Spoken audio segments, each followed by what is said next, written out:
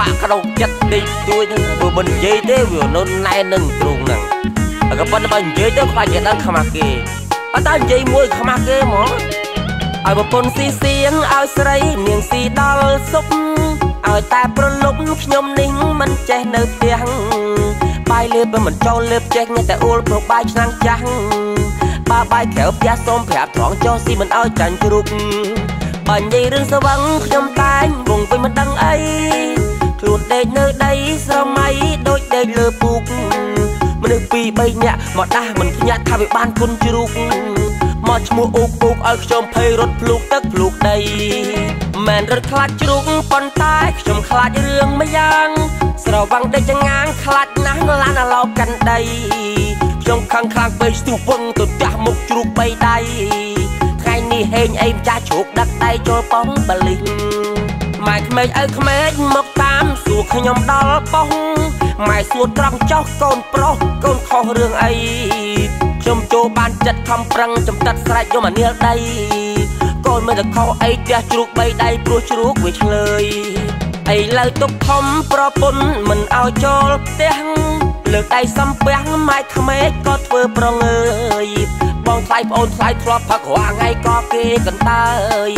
អួយចាប់បដ ாய் បងឈប់ខូចហើយណាម៉ែប្រពន្ធហើយអោម្ចាស់ទឹកម្ចាស់ដីលោកអើជួយបញ្យល់សពប្រពន្ធខ្ញុំឲ្យប្រពន្ធខ្ញុំមើលមកឃើញមុខប្តីនឹងឃើញប្តីស្លូតប្តីល្អហើយទៅឈប់ខឹងប្តីទៅហើយណែបងប្អូនចឹងដែរកណាឃើញខ្ញុំនៅផ្ទះឲ្យកុំហៅផឹកឲ្យសោះ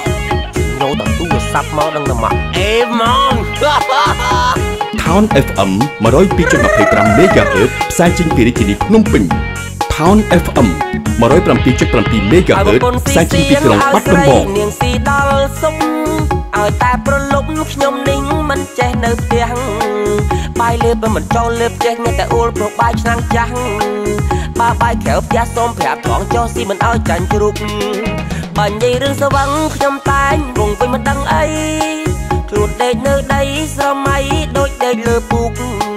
មនុស្សពីរ3នាក់មកដាស់មិនភ្ញាក់ថាវាបានគុណជ្រូកមកឈ្មោះអ៊ូកឲ្យខ្ញុំភ័យរត់ភ្លូកទឹកភ្លូកដីមិនរត់ខ្លាចជ្រូកប៉ុន្តែខ្ញុំខ្លាចរឿងមួយយ៉ាងស្រវាំងដេកចងាងខ្លាចណាស់ឡានឡោកាន់ដីខ្ញុំខឹងខ្លាំងពេកស្ទុះវឹងទៅចាស់មុខជ្រូក3ដៃថ្ងៃនេះហេងអីម្ចាស់ជ្រូកដឹកដៃចូលប៉ងបលិសម៉ែក្មេងឪក្មេងមកតាមសួរខ្ញុំដល់ប៉ងម៉ែសួរត្រង់ចោះកូនប្រុសកូនខុសរឿងអីខ្ញុំចូលបានចិត្តខំប្រឹងចំតិតស្រែកយកមកនាលដីកូនមិនទៅខុសអីផ្ទះជ្រូក3ដៃព្រោះជ្រូកវាឆ្លើយឥឡូវទុកធំប្រពន្ធមិនឲ្យចូលផ្ទះលើកដៃសំពះម៉ែក្មេងក៏ធ្វើប្រងើយបងថ្លៃប្អូនថ្លៃធ្លាប់ផឹករាល់ថ្ងៃក៏គេកន្តើយអួយចាប់បដ ாய் បងឈប់ខូចហើយណាម៉ែប្រពន្ធឈប់ខាងបងទៅណាអូនណាចាំបងនាំមិនឯងទៅញ៉ាំកលៀនគោហើយទៅយើងមកផ្ទះពេកមួយទឿគេចប់មកទឿបិទភ្លើង